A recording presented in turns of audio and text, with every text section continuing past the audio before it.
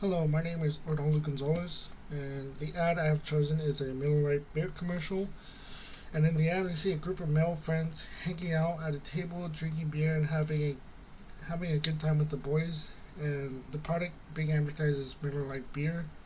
And the reason why I chose this ad is because it's something that's very relatable at first glance and incorporates a few of the persuasion tactics that we have talked about in class to get viewers to buy Miller Lite beer.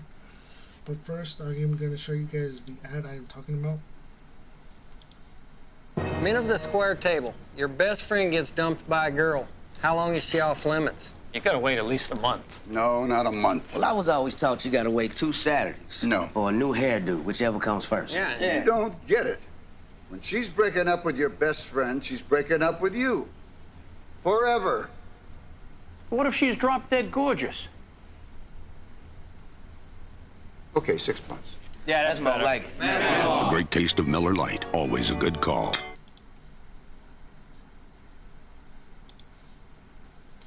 So, the first persuasion tactic I noticed in this ad is image-based advertising using syntactic indeterminacy.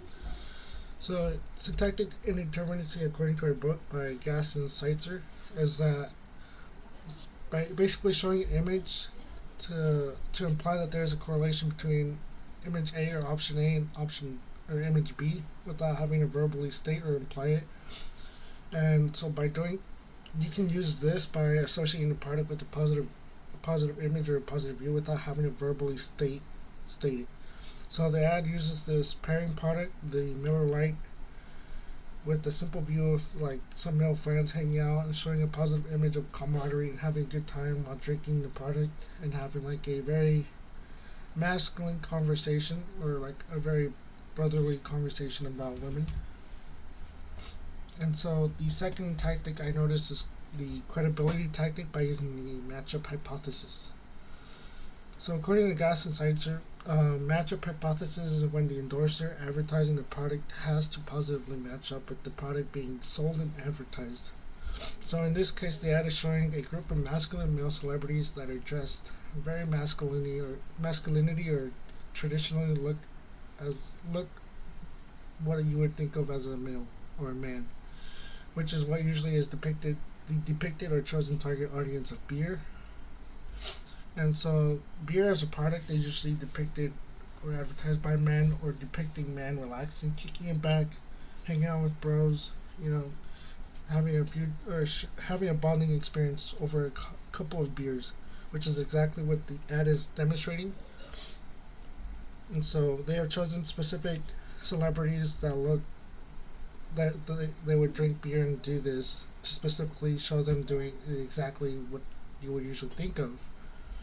So that's how it uses the matchup hypothesis by having chosen celebrities to sell their product.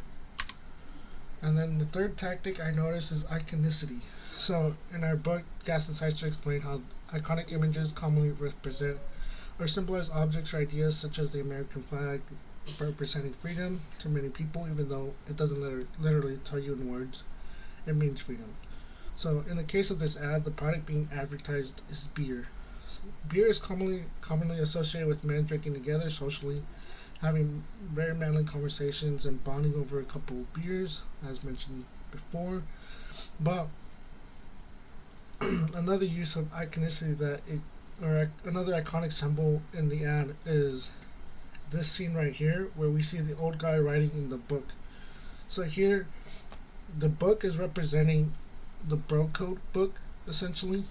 So the bro code is kind of like a set of like guy rules that we grow up kind of learning. And so by having the book here and placing the product next to it, the product being beer, it's kind of making a correlation that drinking is a guy or masculine thing that we have to do or must do. So that's how it would use an iconic symbol being the bro code book in the ad. So I integrated at least one visual persuasion in my analysis of this ad by talking about syntactic indeterminacy, which is used by the ad.